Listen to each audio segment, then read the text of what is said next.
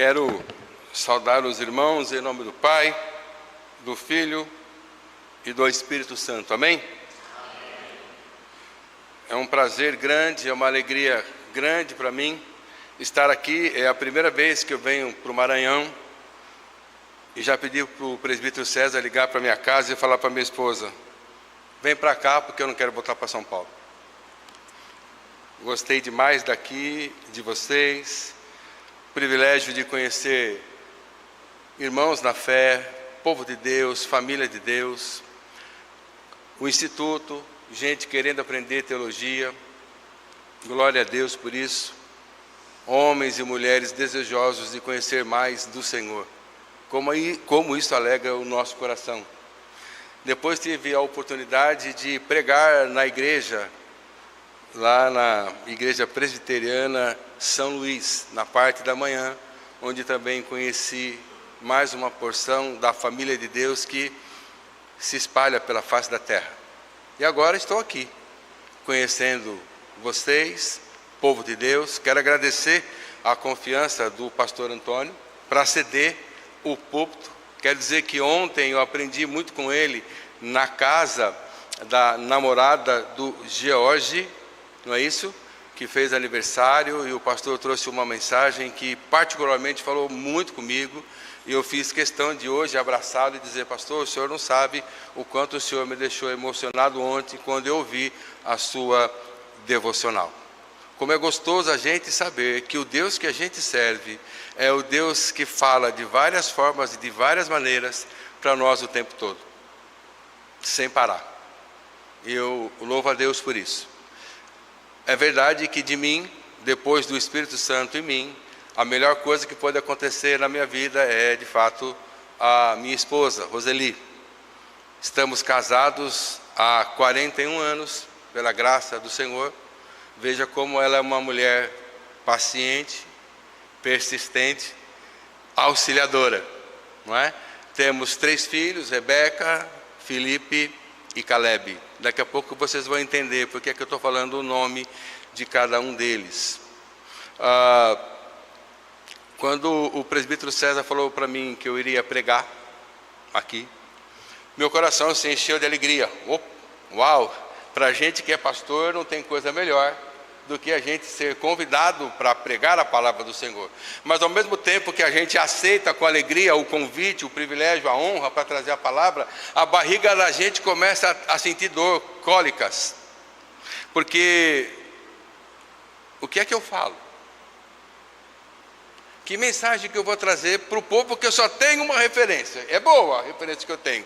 É crente no Senhor Jesus, são lavados pelo sangue de Jesus, buscam a presença de Jesus, querem Jesus o tempo todo, assim como eu. Amém por isso. Mas o que é que eu vou dizer?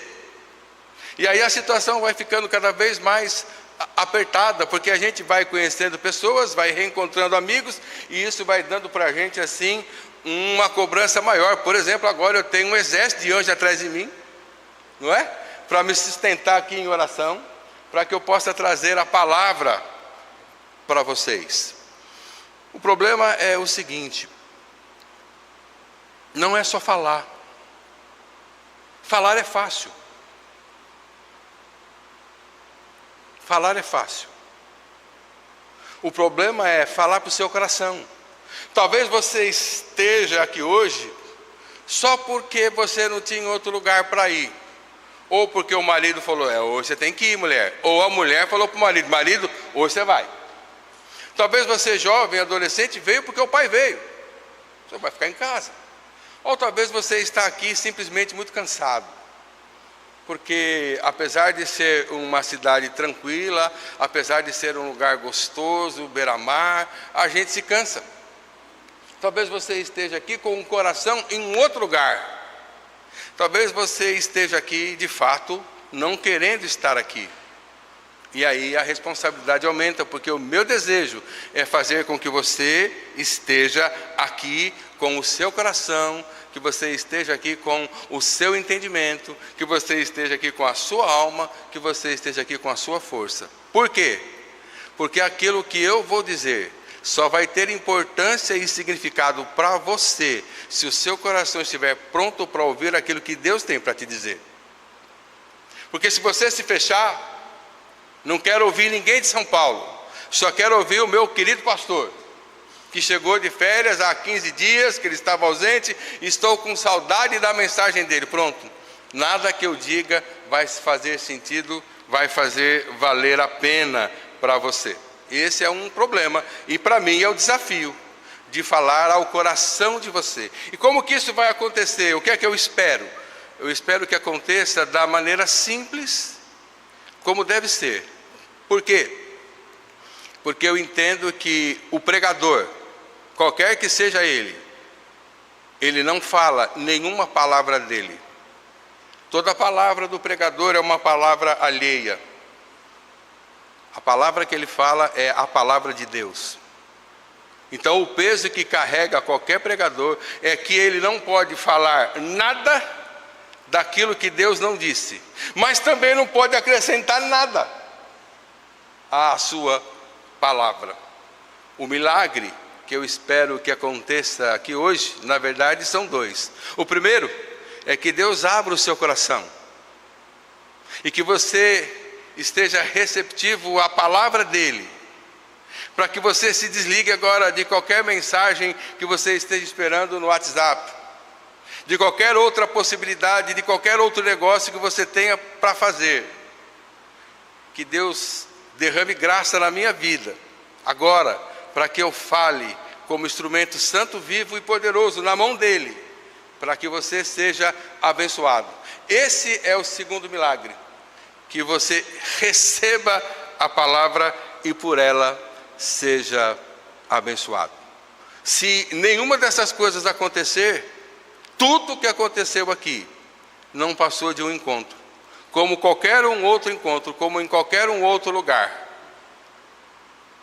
Como nós somos crentes e acreditamos que não há lugar onde Deus não possa estar, nós cremos que Ele está aqui. Você acredita que Deus está nesse lugar? Você acredita que Ele está nesse lugar? Porque não há lugar onde Ele não possa estar. Então o Todo-Poderoso, Criador do céu e da terra, aquele que sabe todas as coisas, está nesse lugar. Aqui, nesta igreja, está entre nós. A Bíblia diz que o seu Filho, o Santo Jesus, Ele passeia na igreja. Ele está conosco. Se a gente entender assim, se a gente acreditar desse jeito, então a nossa vida vai ser diferente. Eu não posso falar nada daquilo que não está na palavra. Eu falo da palavra de Deus. Essa é a minha responsabilidade. Você já experimentou por acaso um momento em que alguém disse que você disse uma coisa que você não disse? Já passou por isso? Alguém disse que você disse uma coisa que você não disse. Qual que é a sua reação? Peraí, calma, pera lá, não fala isso não. Eu não falei isso, você entendeu errado. Eu não disse isso, não coloque palavras na minha boca. Não é assim que a gente faz? Não é assim que a gente reclama? Pois é, e com qual autoridade eu posso dizer que Deus disse uma coisa que Ele não disse? Para eu dizer uma coisa que Deus não disse, eu só tenho uma saída: é ser um falso profeta, é ser alguém que fala do seu próprio coração, é ser alguém que fala da sua própria mente, é alguém que fala do seu próprio entendimento, é alguém que fala da boca para fora, é aquele que não tem, de fato, nenhuma comunhão com o Senhor. Isso já aconteceu, está registrado, Jeremias capítulo 14, versículo 14. O menino que está em cima, consegue colocar aqui? Jeremias 14, ou o menino lá de cima foi arrebatado? Desceu, caiu da glória, foi. Então vamos lá, abre a Bíblia aí, Jeremias 14.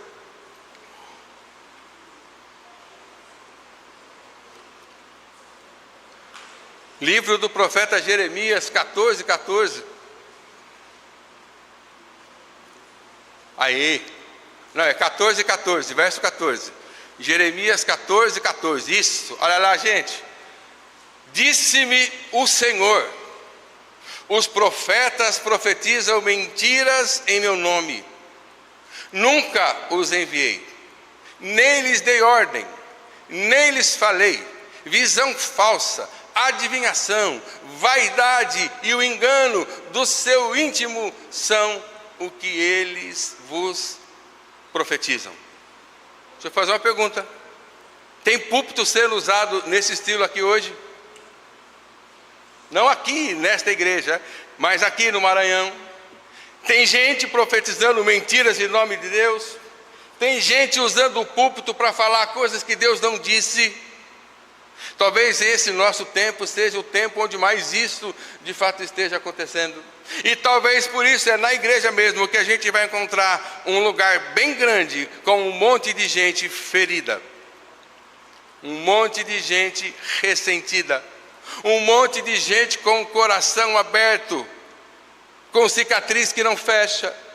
E talvez por isso a gente vai encontrar a resposta hoje. No catálogo da história da igreja cristã, tem lá num índice dizendo assim: hoje, os desigrejados. E para assustar a gente, talvez hoje, o número de gente fora da igreja é maior do que os que estão na igreja. Por quê? Porque por alguma razão, no ato de comunicação, no uso da palavra, alguém veio dizer aquilo que Deus não disse. Gerou expectativa no coração de alguém, e esse alguém se frustrou. E é engraçado que esse alguém que se frustra, não se frustra com quem falou, se frustra com Deus, se rebela contra Deus, se revolta com Deus e abandona o Senhor. Por isso, no desafio da comunicação, existem 3 coisas. A gente, quando comunica, a gente precisa instruir. A gente precisa levar conhecimento para as pessoas, é verdade. A gente também precisa agradar. Quando a gente comunica alguma coisa, a gente precisa falar de modo agradável. A gente precisa saber falar das Escrituras. A gente precisa saber falar as verdades reveladas.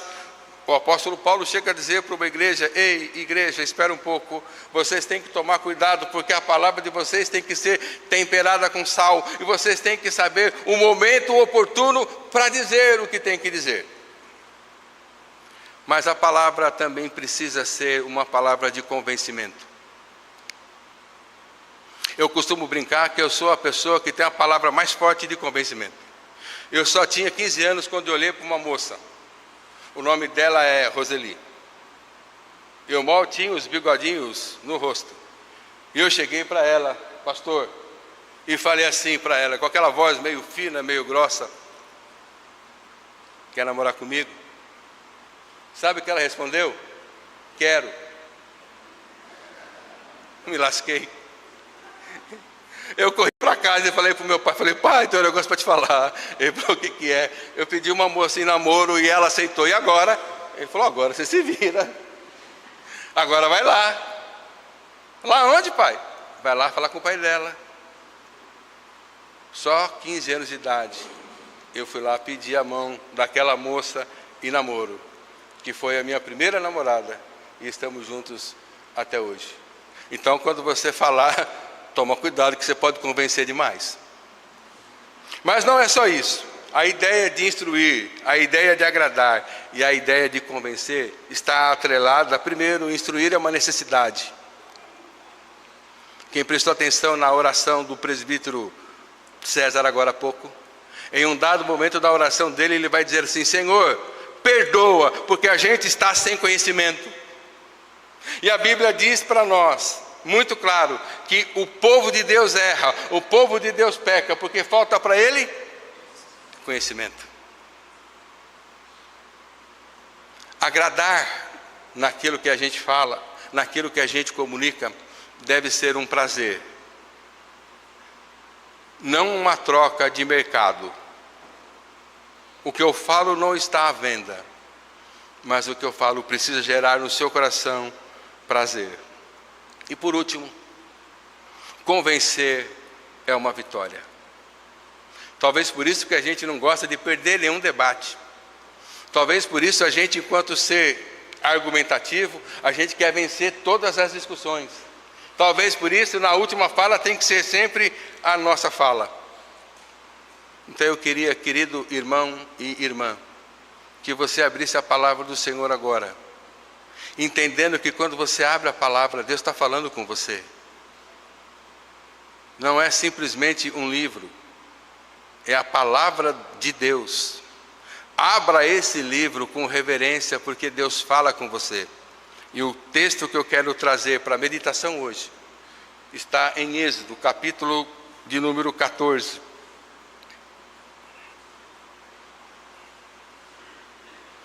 Esse é o texto que vai servir de base para a mensagem de hoje. Êxodo capítulo 14, do verso de número 15 até o verso de número 31. Quem não achou, ou quem não tem a Bíblia nem o aplicativo, bondosamente está aí na tela para você acompanhar a leitura. Antes da leitura, eu queria te convidar a viajar comigo, a mentalmente pensar assim: eu acredito nos extraordinários que Deus faz na minha vida. Eu acredito nas ações extraordinárias de Deus na minha vida. Que você nunca esqueça disso. O Deus que você serve, Ele é o Deus do extraordinário. Ele é o Deus do milagre. Ele é o Deus do impossível. Você acredita nisso? Então vamos ler a palavra? A palavra dele diz assim: disse o Senhor a Moisés: por que clamas a mim? Dize aos filhos de Israel que marchem. E tu, levanta o teu bordão, estende a mão sobre o mar e divide-o, para que os filhos de Israel passem pelo meio do mar em seco. Eis que endurecerei o coração dos egípcios, para que vos sigam e entrem nele. Serei glorificado em Faraó e em todo o seu exército, nos seus carros e nos seus cavalarianos. E os egípcios saberão que eu sou o Senhor, quando for glorificado em Faraó, nos seus carros e nos seus cavalarianos.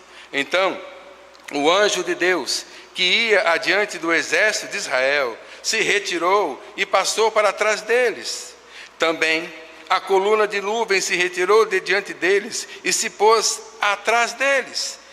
E ia entre o campo dos egípcios e o campo de Israel. A nuvem era escuridade para aqueles, e para este esclarecia a noite, de maneira que em toda a noite este e aqueles não puderam aproximar-se. Então Moisés estendeu a mão sobre o mar, e o Senhor, por um forte vento oriental que soprou toda aquela noite, fez retirar-se o mar, que se tornou terra seca, e as águas foram divididas. Os filhos de Israel entraram pelo meio do mar em seco, e as águas lhes foram qual muro à sua direita e à sua esquerda.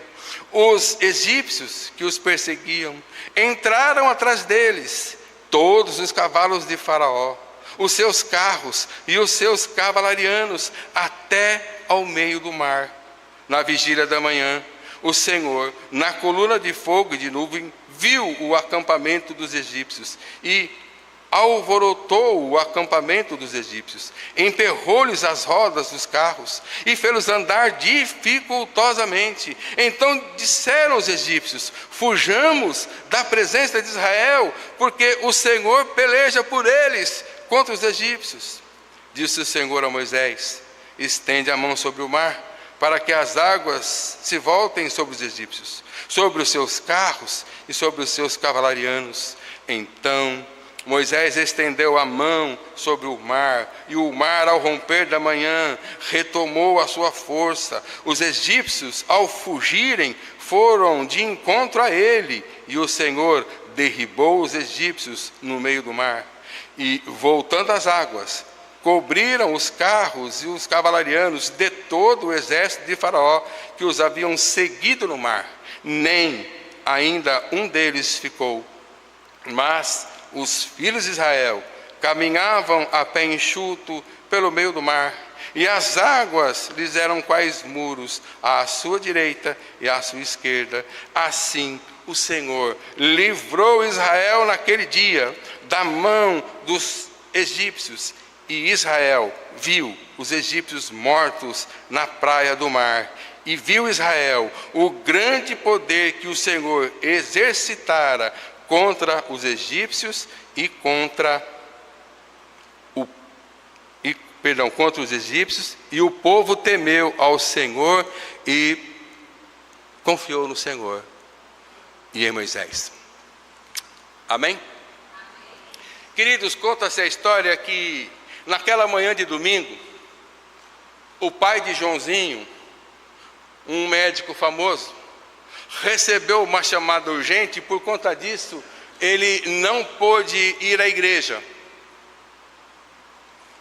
10 minutos depois, a mãe do Joãozinho também recebeu uma chamada e não pôde ir à igreja, mas disse para ele: filho, eu quero que você vá à igreja.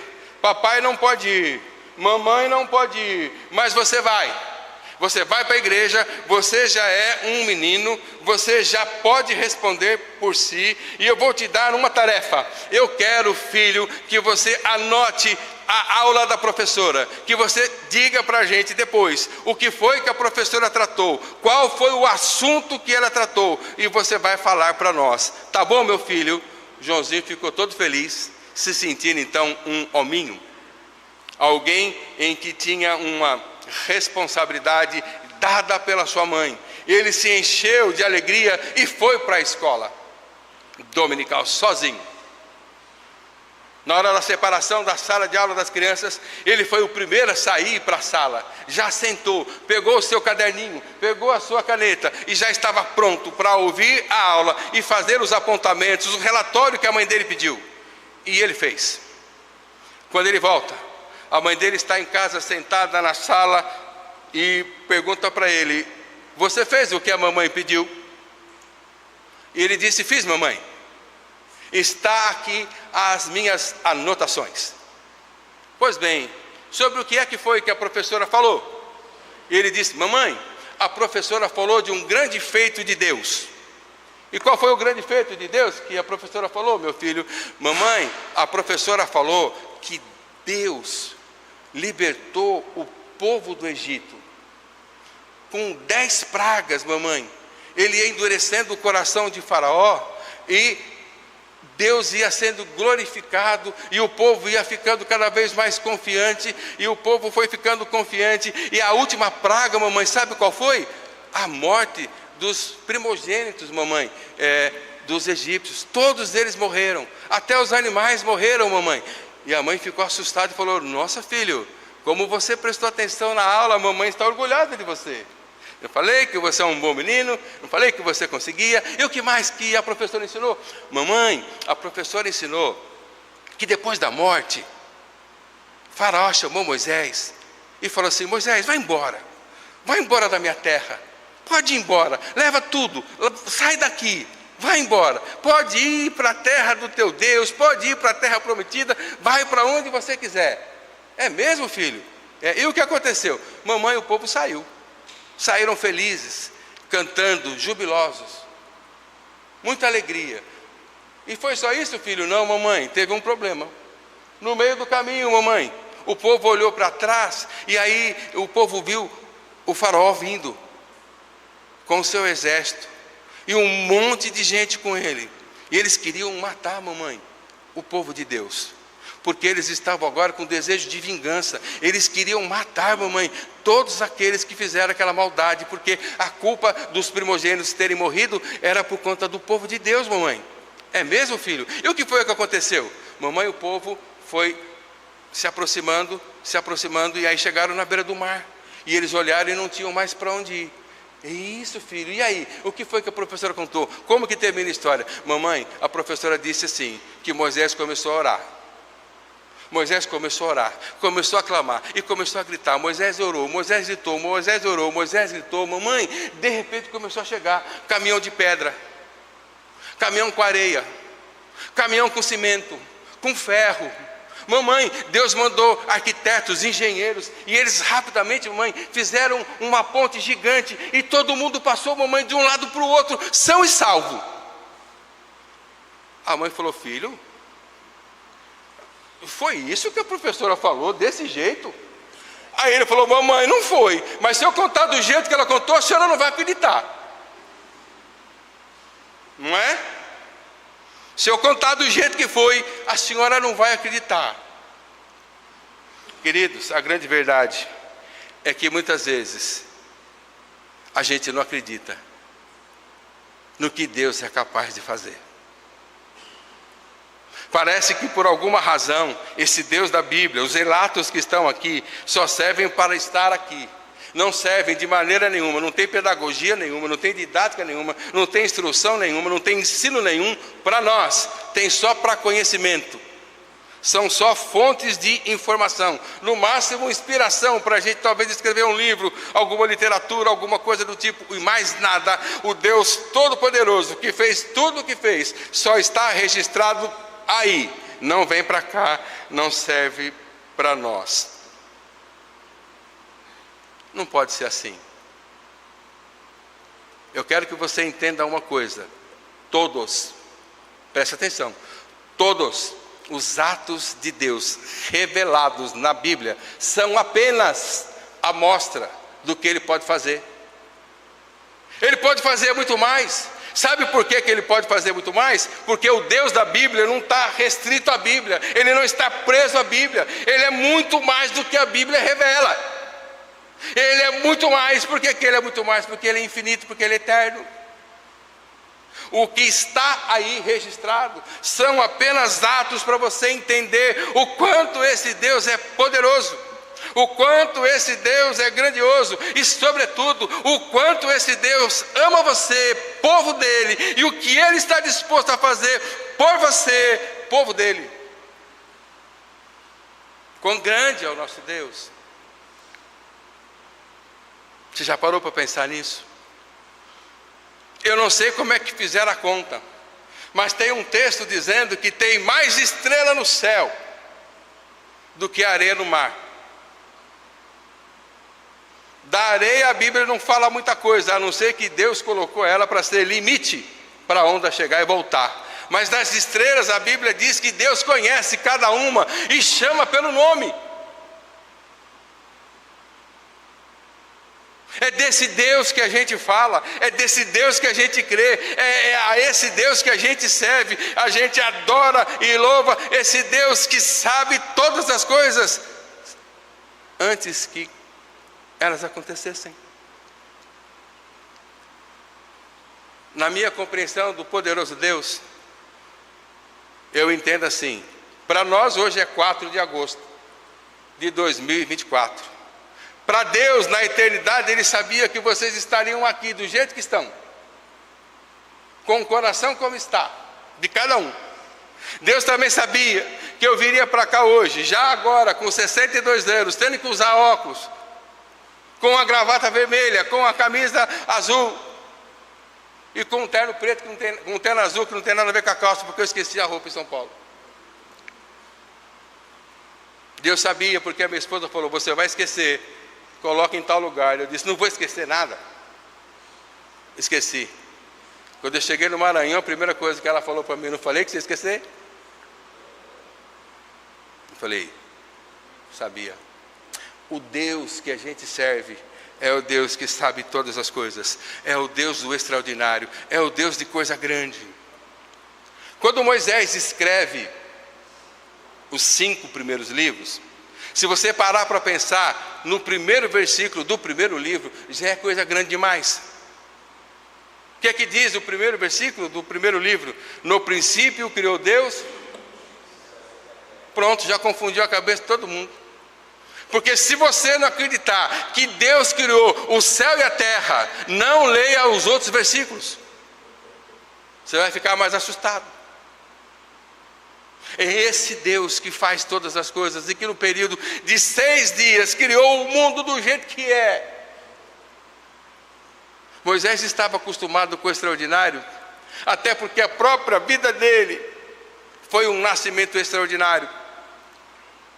Os pais dele já tinham filhos. Miriam e Arão já existiam no mundo daquela família. E veio uma ordem, dizendo assim: olha, se nascer dos hebreus e o filho for menino, pode matar, pode jogar no Nilo. Alguma mãe ficaria feliz em pegar o seu filho e jogar no Nilo, num rio, para ele ser comido por jacaré e crocodilo? A ordem era maluca, mas aquele casal falou assim: nós vamos ter filhos. Nós queremos ter filhos e vamos ter filho. E você conhece a história, nasceu esse homem chamado Moisés. Você conhece toda a história dele. Ato extraordinário. Ele vai ser criado na cultura da época, na potência do mundo, e vai ser tratado como um príncipe na casa do faraó. Não é isso que a Bíblia diz? Mas a Bíblia vai mostrar que Deus vai falar com ele de um modo extraordinário, quando começa a pegar fogo numa sarça. E Deus vai falando com ele: Moisés, eu quero você. Eu quero usar você para aquilo que eu tenho propósito. E Moisés fala assim: eu não posso não. Eu não consigo nem falar direito, eu estou fora. Me coloque fora desse negócio aí. E Deus vai falar para ele: eu quero você aqui. Eu quero você para fazer algo extraordinário. Eu escolhi você, eu chamei você. E Moisés fala assim: mas eu não posso porque eu não sei falar. E Deus fala assim: ô Moisés, quem é que fez a língua? Quem é que fez? Aí Moisés é convencido por Deus para ir falar com o faraó. E quando Moisés então agora arruma a sua roupa e fala: pode deixar comigo, já entendi, eu vou falar com o faraó. E Deus fala: tá bom, você vai falar com o faraó, mas eu vou endurecer o coração de faraó. Mas espera aí, se é para endurecer o coração de faraó, por que é que eu vou falar? É para que o povo perceba que o livramento vai ser com mão forte e com mão poderosa. E esse homem fez o que tinha que fazer. E a Bíblia diz que Moisés já estava com 80 anos. Eu não sei se tem alguém aqui com 80 anos. Mas a Bíblia diz que de vez em quando Deus falava para Moisés: Moisés, sobe para falar comigo, com 80 anos. Alpinista de primeira. Por que Deus não descia para falar com Moisés? Não era mais fácil para Deus? Mas ele falava: Moisés, sobe que eu tenho um negócio para te falar. E a Bíblia diz que Deus se revela para Moisés como não se revelou para ninguém outro. E a Bíblia diz que Deus confiou para ele os 10 mandamentos, ou as 10 palavras, para que ele então instruísse o povo do Senhor. Moisés era alguém acostumado com o extraordinário. Por isso eu creio que nós fomos chamados também para viver o extraordinário de Deus na nossa vida. É isso que Deus tem proposto para você e para mim. Viver o extraordinário. Viver na expectativa e na doce esperança de que Deus vai fazer algo tremendo na nossa vida, por nós. Caso contrário, foge toda a expectativa sua e minha, de fé nesse Deus, que sabe e controla todas as coisas, e que faz conforme lhe apraz. Não há força para impedi-lo. Não há quem possa resistir. Esse é o Deus que a gente ama, esse é o Deus que a gente serve. Você acredita nisso? Pois bem, o texto que a gente leu vai falar desse contexto, de extraordinários acontecendo, e agora o povo saindo da terra da escravidão. Um povo que sofreu por pelo menos 400 anos. Um povo que vai perdendo a sua postura, um povo que vai perdendo a sua identidade, um povo que vai perdendo as suas características, um povo que vai se perdendo naquela cultura mística dos egípcios, um povo que vai deixando também Deus de lado, um povo que vai perdendo a esperança, um povo que vai aceitando o ser subjugado, até que aparece esse homem chamado Moisés para dizer assim: olha, Deus está dizendo que o tempo acabou. O tempo de escravidão acabou. E agora vocês vão para a terra prometida. O povo de Deus vai então para a terra prometida, porque Deus é fiel para cumprir tudo aquilo que promete. E esse dia chegou. É hora de sair do Egito. Que dia glorioso. A Bíblia diz que o povo passou, uma nação inteira passou, a pé enxuto. O mar se dividiu. E eles passaram. Um ato extraordinário. A perseguição que acontece, ou que estava para acontecer, não tem comparação com aquilo que Deus queria fazer. Se o povo, de fato, tivesse prestado atenção o tempo todo no Deus poderoso que Moisés estava anunciando para eles, eles não temeriam aquela situação, eles não temeriam aquela circunstância, porque Deus tiraria eles do Egito para levá-los à terra prometida. Mas acontece que isso não ficou claro para eles. Ainda que sendo o povo de Deus, ainda que vendo as manifestações poderosas do Senhor no Egito, ainda que percebendo o carinho, o amor de Deus, a proteção de Deus lá no Egito, ainda que Deus fazendo coisas extraordinárias para eles ali no Egito, e depois daquela humilhação para os deuses dos egípcios, quando vem então as 10 pragas comandadas por Moisés, ainda assim aquele povo não estava entendendo quem era Deus. Há quem diga que a geração de Moisés foi a geração mais incrédula na face da terra, por conta de tudo que viu, por conta de tudo que viveu, e mesmo assim deu as costas para o Senhor. Deus é poderoso, irmão, para fazer infinitamente mais do que a gente pensa. Então o meu objetivo aqui agora é tratar com vocês desse tema, dividindo ele em 3 subtópicos, para que a gente possa entender que o nosso Deus, o Deus Criador dos céus e da terra, é o Deus poderoso. E o tema é os poderosos feitos de Deus em favor do seu povo. Presta atenção nisso, os poderosos feitos de Deus em favor do seu povo. Quais são esses feitos poderosos? Ou como que a gente pode entender isso? Ou por que é que Deus trabalhou desse jeito na vida daqueles irmãos? Todos os atos registrados vão mostrar que Deus é poderoso, que Ele pode fazer, que Ele sabe fazer e que Ele quer fazer para o seu povo. Primeiro ponto que eu destaco então na leitura desse texto, do verso 15 ao verso de número 18, o poderoso Deus nos fará andar mesmo quando não vemos saída. Sabe por quê? Porque é Deus que está no controle. Eu não sei se você já passou por isso. Eu não sei se vocês que estão aqui atrás de mim já passaram por isso. De um dado momento da vida, você olhar e não ver saída. Não tem saída.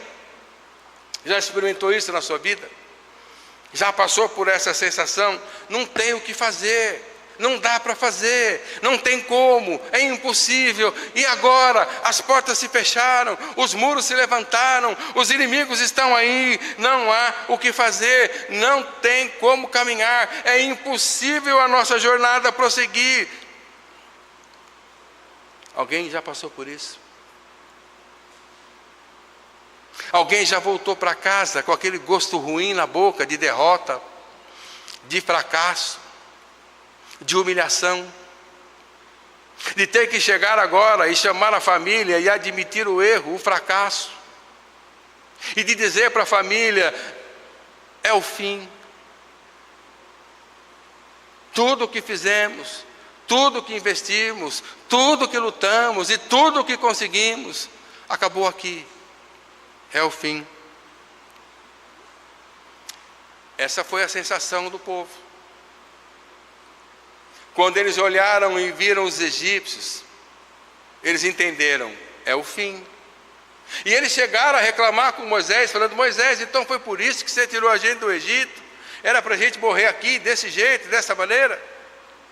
Porque se vinha o exército atrás, na frente tinha o mar, não tinha como passar. Era o fim. Você já se sentiu assim? Impossibilitado de caminhar? Esgotou. Não tem saída. Agora o problema não é dinheiro, o problema agora não é recurso, o problema agora não é saúde, o problema agora é que não tem saída. Talvez você esteja passando por isso. Talvez você olhe e não veja saída. Como eu falei para vocês agora há pouco, eu tenho 3 filhos, Rebeca, Felipe e Caleb. Todos os meus filhos, sem exceção, sofreram acidentes graves. Todos, sem exceção. O Felipe, o filho do meio, foi atropelado com 5 anos de idade. Quando eu vi, ele estava comigo. Quando eu vi ele sendo atropelado, eu falei: quando eu chegar em casa, o velório também vai ser comigo, porque minha esposa vai me matar. Porque como é que eu deixei esse menino escapar da minha mão? E ele foi para o meio da rua, e veio um carro e atropelou o Felipe. Eu era pastor no Paraná, eu peguei um carro aqui em São Paulo, fui voltar para o Paraná, no meio do caminho capotei o carro. O Felipe estava comigo. A Rebeca foi atropelada num acidente ela de bicicleta e o rapaz com a moto. E a minha esposa capotou o carro, com os 3 juntos, Rebeca, Felipe e Caleb. O meu filho Felipe trabalhava na casa editora em São Paulo, quando eu recebi um telefonema lá do Mackenzie, e a mulher disse assim: venha logo, porque o seu filho está com o pulmão descolado. Eu falei: pulmão descolado? Eu não sei o que é isso não. Ela falou: vem logo para cá. Eu não sabia que pulmão descolava. E ele estava agora entre a vida e a morte. Foi cirurgiado às pressas. Tá bom? Mas o mais pesado para mim foi o meu filho Caleb, o caçula. Quando eu recebi a notícia de que a minha esposa estava grávida do 3º filho, eu comecei a pular como uma criança, de alegria, porque eu ia ser pai de novo. Eu queria ser pai de muitos filhos, mas ela falou: não, 3 está ótimo. E eu fiquei feliz já então pelo 3º. E depois de 6 meses, quando ela desmama o menino, ele pega uma infecção. E a pediatra dele fala assim para mim: não traga mais ele aqui, porque nós não queremos que ele morra na nossa clínica. Eu andei o Paraná todinho, o norte do Paraná todinho, tudo quanto é médico que você puder imaginar, pediatra, especialista, tudo que você puder imaginar, atrás de uma cura para o menino, e ele ia de mal a pior.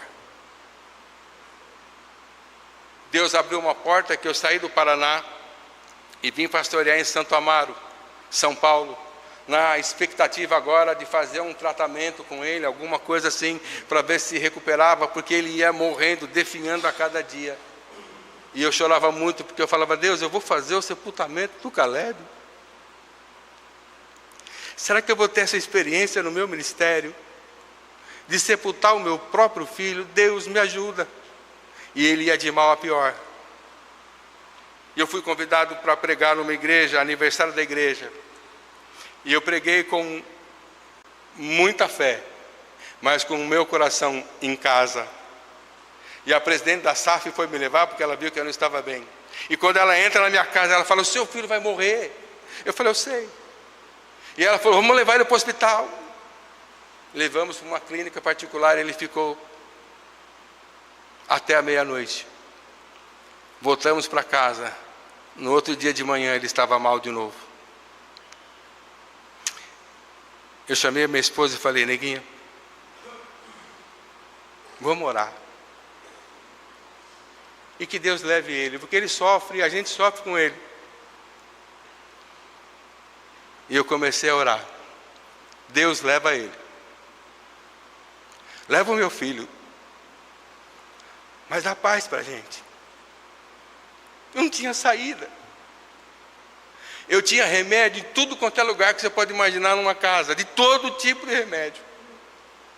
E na tarde daquele dia a gente estava sentado esperando o menino morrer. Quando Deus mandou um anjo, um amigo pastor, que foi me visitar. E ele disse: Mário Sérgio, o menino vai morrer. Eu falei: eu sei. Vamos levar ele para um médico. Eu falei: rapaz, eu já levei tudo quanto é médico. E ele disse: tem um médico na Zona Leste, na Moca. Eu vou levar ele lá. Se for problema de dinheiro, eu pago. Eu falei: não é problema de dinheiro.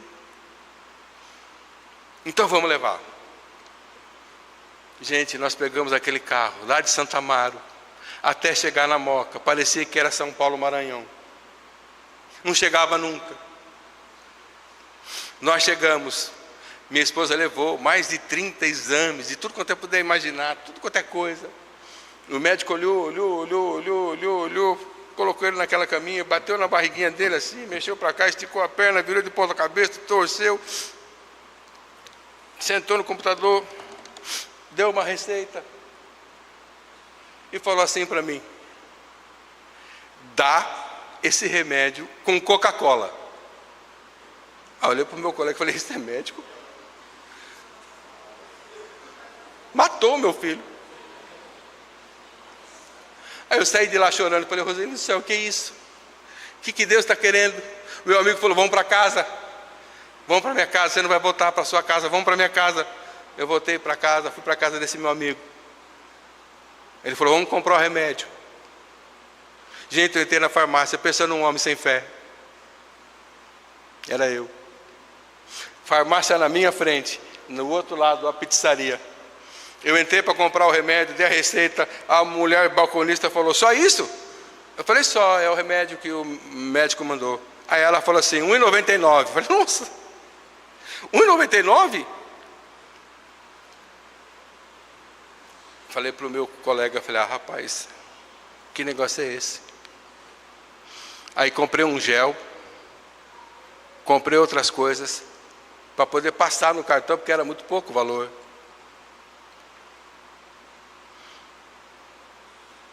Minha esposa deu aquele remédio com Coca-Cola um dia, outro dia, outro dia, outro dia. Um dia eu cheguei em casa, ele estava em cima de uma bicicleta. O menino, ele rastejava. Ele não parava em pé. Em uma semana, aquele menino ficou em pé, em cima de uma bicicleta. Hoje, para a glória de Deus, ele tem 31 anos. Mas Deus me ensinou: Mário Sérgio, você não pode ficar olhando para a situação, Mário Sérgio. Você tem que aprender a olhar para mim, Mário Sérgio. Sabe por quê? Porque Ele faz a gente andar nos caminhos que Ele vai abrir. Sabe por quê? Porque Ele tem propósito para a vida da gente. Sabe quando o salmista fala: eleva os meus olhos para os montes? Qual que é a resposta? De onde que vem? O meu socorro não vem do monte. Ou seja, o meu socorro não vem da situação de segurança que o monte oferece. O meu socorro vem do Senhor. Ou você acredita que Deus é Deus na sua vida, ou você está no lugar errado. Porque o nosso Deus é o Deus que faz, é o Deus que age, é o Deus que faz grandes coisas por nós.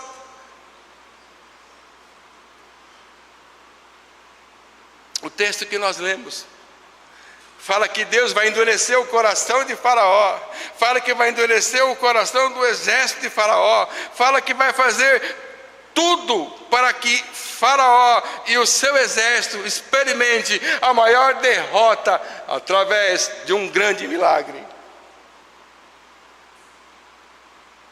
Ontem, aqui na cidade, na praia, um menino de 14 anos morreu. No noticiário está falando exatamente isso. Ele estava de férias e de repente foi arrastado pelo mar e ele morreu. Vocês conhecem bem o mar daqui. Vocês conhecem a praia daqui. Deixa eu perguntar uma coisa. Alguém teria coragem de passar pelo meio do mar quando ele começasse a abrir? Você consegue imaginar o que é que aconteceu naquele dia?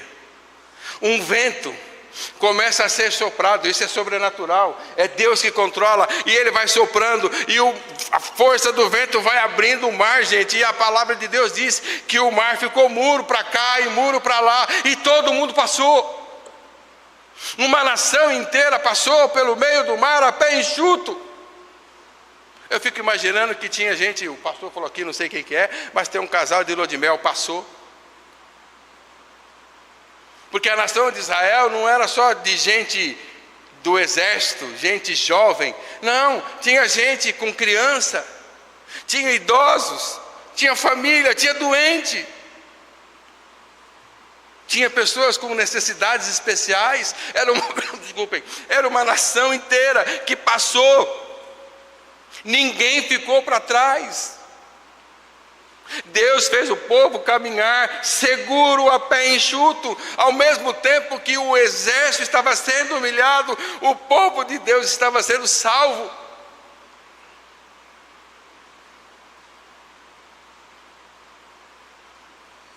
A Bíblia convida você a olhar para Deus. A gente até canta, não olhe circunstâncias. Eu não olho circunstâncias.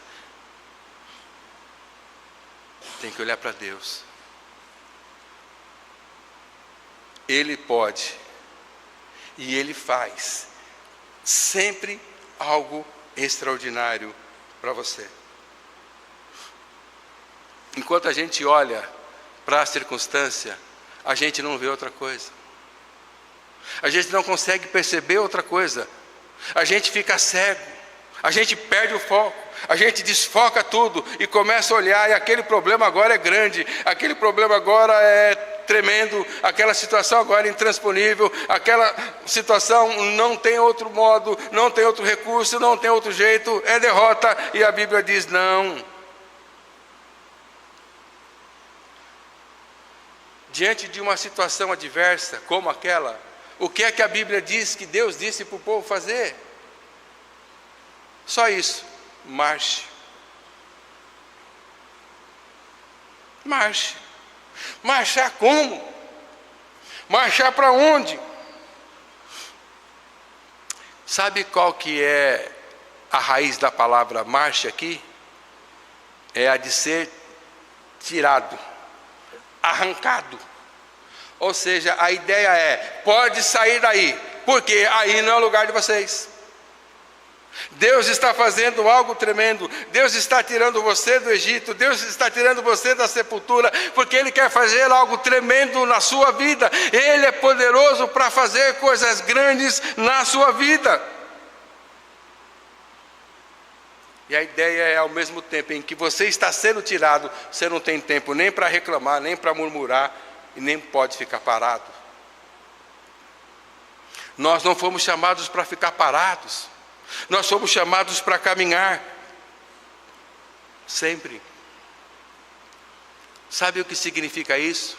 Sabe qual é a ideia do texto? É que sempre, gente, sempre é sempre. Sempre Deus vai tirar você da situação. Lembra que eu falei que não há lugar onde Deus não possa estar? A Bíblia fala que um rei maluco pediu para esquentar uma caldeira, uma fornalha, 7 vezes mais, e pediu para jogar 3 amigos de Daniel dentro dela. Lembram disso? As pessoas que jogaram morreram. E o rei olha e faz a conta. O ai é minha conta aqui, né?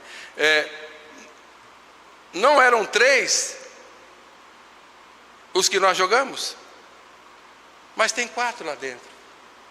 Não é isso? Tem 4 lá dentro. Deus estava naquele momento de aflição. Você já ouviu aquela expressão? Até aqui nos ajudou o Senhor. Aquela cidade é a cidade conhecida também como Chiqueiro, uma cidade que criava porcos, e todo mundo sabe o que é porcos para o judeu, não sabe? Todo mundo sabe que esse animal é ofensivo para o judeu, não sabe? Aliás, alguém aqui já, na minha época era assim, tinha um porquinho, e a gente colocava a moeda dentro do porquinho. Aquilo ali, sabe qual que é? É um insulto para o judeu, porque judeu gosta de dinheiro. Então alguém teve uma ideia de fazer uma ofensa para um judeu, falou: olha aqui, ó, um porquinho, para hostilizar, para ofender. O porquinho representa então a imundície, e ao mesmo tempo que o judeu coloca dinheiro, ou gosta do dinheiro. Mas aquela cidade Mispa é a cidade que criava porcos. Sabe o que é que quer dizer quando diz: até aqui nos ajudou o Senhor? Gente, presta atenção, se preciso for, o teu Deus desce no chiqueiro para te tirar você de lá. Ele desce no chiqueiro para tirar você de lá, porque Ele te ama. Esse é o Deus que não quer que você fique parado. Ele vai fazer sempre algo extraordinário. Por isso Ele disse: vai, marche. Moisés, não fica olhando para mim. Moisés, não reclama comigo. Moisés, não clama a mim. Diz para o povo caminhar. Caminhar para onde? Caminhar porque eu tenho algo extraordinário para fazer. O mar vai ser dividido. O coração de Faraó vai ser endurecido. E meu povo vai ser salvo. Você não tem noção de quantas vezes o inimigo tentou você, ou de quantas vezes o inimigo quis roubar a sua vida hoje, por exemplo.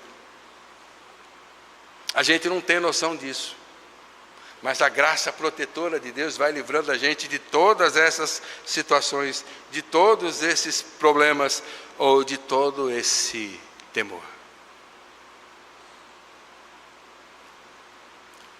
Uma outra verdade, do verso 19 ao verso de número 25, o poderoso Deus nos fará andar, mesmo quando não vemos saída, porque é Ele que abre o caminho. Ah, irmãos, como é bom a gente entender que a gente precisa descansar em Deus. Descanse em Deus. Pode ficar tranquilo, aprenda a descansar em Deus. Ele vai abrir o caminho.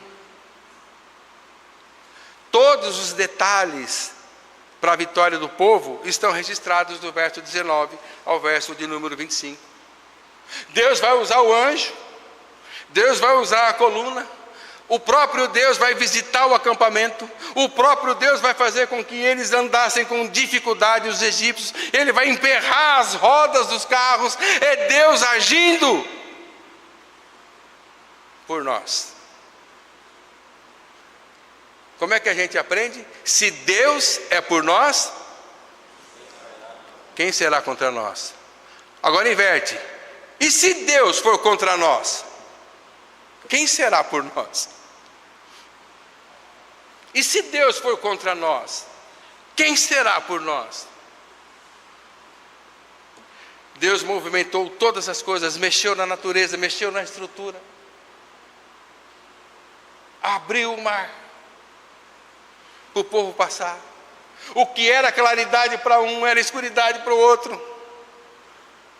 Deus confundiu. E Deus moveu o coração dos egípcios para entrarem em perseguição. E a Bíblia diz: enquanto eles fizeram isso, eles foram de encontro à própria morte. Parou para pensar nisso? Ninguém pode mexer conosco. Não por causa de nós, mas por causa do Deus que há em nós. Entenda isso, igreja. É extraordinário você entender isso, que ninguém pode mexer com você, porque o teu Deus é que te protege. O teu Deus é que está contigo. Nada pode te fazer o homem, se o Senhor não permitir. A Bíblia diz que Moisés pega então o seu cajado e toca, e o mar se abre. Lembra disso? O que significa isso para nós? Significa que Deus usa a sua liderança para abençoar o seu povo. Olha que coisa interessante. Deus usa a liderança para abençoar o seu povo.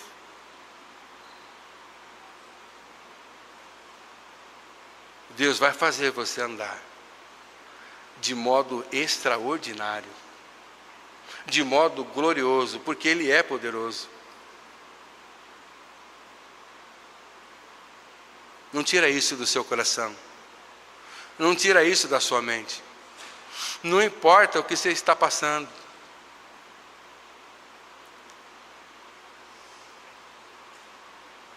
A questão de uns 2 meses, a minha esposa, mais cuidadosa com a saúde dela do que eu, com a minha, foi em várias médicas lá em São Paulo, e todas elas falaram assim: a senhora não tem nada, a senhora não tem nada. Até que uma médica levantou lá o exame, assim, colocou na direção de uma luz e falou assim: Dona Roseli, só por segurança, vamos fazer uma biópsia? Para quê? Para que aquela mulher foi pedir biópsia para Roseli? Ela saiu do consultório pálida. E eu dizia para ela: calma, não é nada. Ela falava: como não é nada? Se ela pediu.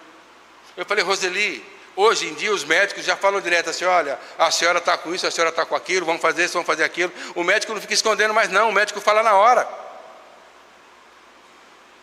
Ela me deu tanto trabalho, que um dia ela chegou para mim sentada no sofá e falou assim: se eu morrer, você casa de novo? Eu falei: eu não estou pensando nisso, você não vai morrer. Não, mas se eu morrer? Eu falei: não, você não vai morrer não, mas se você morrer eu caso de novo. Ela ficou brava. Mas você não perguntou? Por que a gente teme? O que é que poderia acontecer conosco se a gente morresse com uma bala perdida, como tem muito em São Paulo, no Rio de Janeiro? O que é que aconteceria conosco se a gente morresse de qualquer tipo de tragédia? O avião que cai amanhã? Qual é o problema disso? Nada pode nos impedir de estarmos com Ele. Nada. Porque somos dele. Você acredita nisso? A Bíblia diz então que o povo foi livrado ao mesmo tempo que os egípcios foram executados. Eu posso garantir para você que não tem uma luta sua que Deus não esteja lutando com você. Seja a luta que for, seja o problema que for, Deus está com você. É tão sério isso que os adversários, os egípcios reconheceram e eles falaram: vamos fugir daqui, porque o Deus dele luta contra a gente, vamos embora daqui. Só que eles foram para o caminho da perdição, foram ao encontro do mar e morreram. O salmista também fala: olha, grandes coisas fez o Senhor por nós, por isso estamos alegres. Sim, eles dizem: grandes coisas o Senhor fez por nós, por isso estamos alegres. Quando eles estão no caminho da terra prometida, a história era tão grande, tão bonita, que a Bíblia diz assim: olha, ô Moisés, está todo mundo sabendo, o Deus de vocês, o Deus que tirou vocês do Egito, e como tirou vocês do Egito, todo mundo conhece essa história do livramento, todo mundo sabe que o Deus de vocês é o Deus poderoso, é o Deus que faz você andar, irmão. É o Deus que faz coisa extraordinária para você andar. É Deus que abre o caminho para você passar. E por último, queridos, o poderoso Deus nos fará andar, mesmo quando não vemos saída, porque é Ele que nos dá a vitória. Não há possibilidade de você, não há possibilidade de mim, não há possibilidade de ninguém vencer sem Deus. É Deus quem nos dá a vitória. O povo olhou no outro dia de manhã, e aquilo que era medo, aquilo que era assustador, aquilo que era horroroso, aquilo que gerava, que inspirava morte, reverteu. Os perseguidores mortos na beira da praia, e o povo viu. Ou seja, não foi assim, o mar abriu, a gente passou e os egípcios voltaram para casa felizes. Não, o povo viu o resultado da mão de Deus, da poderosa mão do Senhor. O Deus executou o seu santo juízo naquele homem e naquele exército, naquele povo. É Deus que dá a vitória para a gente. Presta atenção nisso. Ao mesmo tempo que o povo inimigo perecia, o povo de Deus caminhava em paz. Ao mesmo tempo em que tinha gente morrendo aqui, o povo de Deus passava triunfante ali. No mesmo espaço. As águas se fechando para o santo juízo de Deus ser executado, ao mesmo tempo que o povo passava para enxuto do outro lado. Você precisa falar desse Deus para o seu filho, para o seu marido, para o seu pai, para a sua mãe.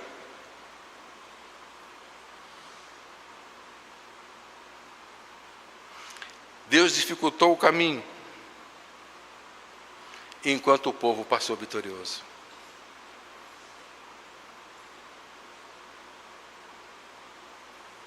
Você acredita nisso? Você acredita que Deus pode abrir um caminho para você? Sabe quando a gente canta Rompendo em Fé? Não sei se vocês conhecem, devem conhecer esse cântico, Rompendo em Fé. Porque cada vez que a sua fé é provada, Ele vai dar a chance de você crescer ainda mais. A gente foi chamado para acreditar o tempo todo. Meu querido irmão, minha querida irmã, não se preocupe com o inimigo, porque é o teu Deus que te dá a vitória. O povo estava com medo no tempo de Davi, quando apareceu um homem chamado Golias. Davi não venceu porque era guerreiro. Davi não venceu porque era habilidoso. Davi venceu porque Deus deu para ele a vitória.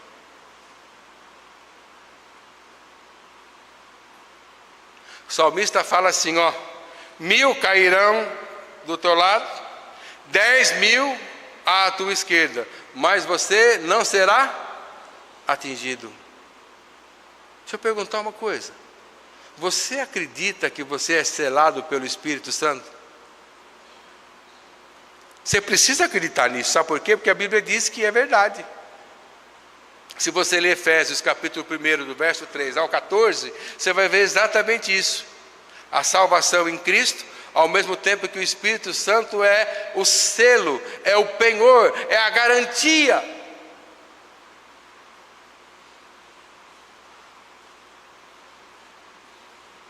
Deus livrou a sua nação. Qual seria a dificuldade dele livrar você? Qual seria o impedimento que ele não conseguiria resolver diante de uma necessidade sua?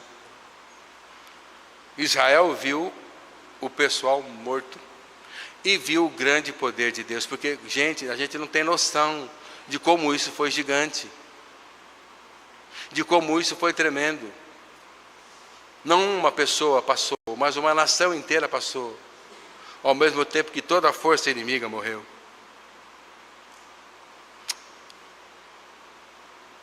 Você acredita no extraordinário que Deus pode fazer na sua vida?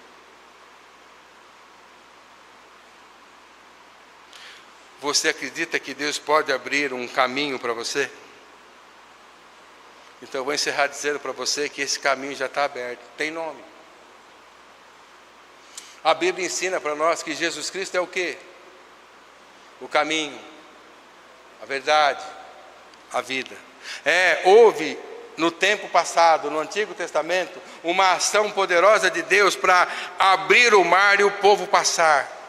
Agora, muito mais do que isso, é o próprio Filho dele, que vem encarnado, que assume a natureza humana, que é pendurado numa cruz, e agora nele a gente tem livre acesso a Deus. Ele é o caminho. Não há razão para você temer. Creia que o Deus que fez no passado pode fazer agora. Se lá no passado o mar se fez caminho, Deus dá para a gente de presente o seu Filho, que é o próprio caminho.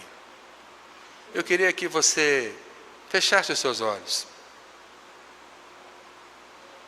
E eu quero pedir para o pastor da igreja, ele conhece a ovelha, ele conhece o rebanho que tem, que ele orasse, pedindo a Deus graça, bondade, misericórdia, para que você não vacile.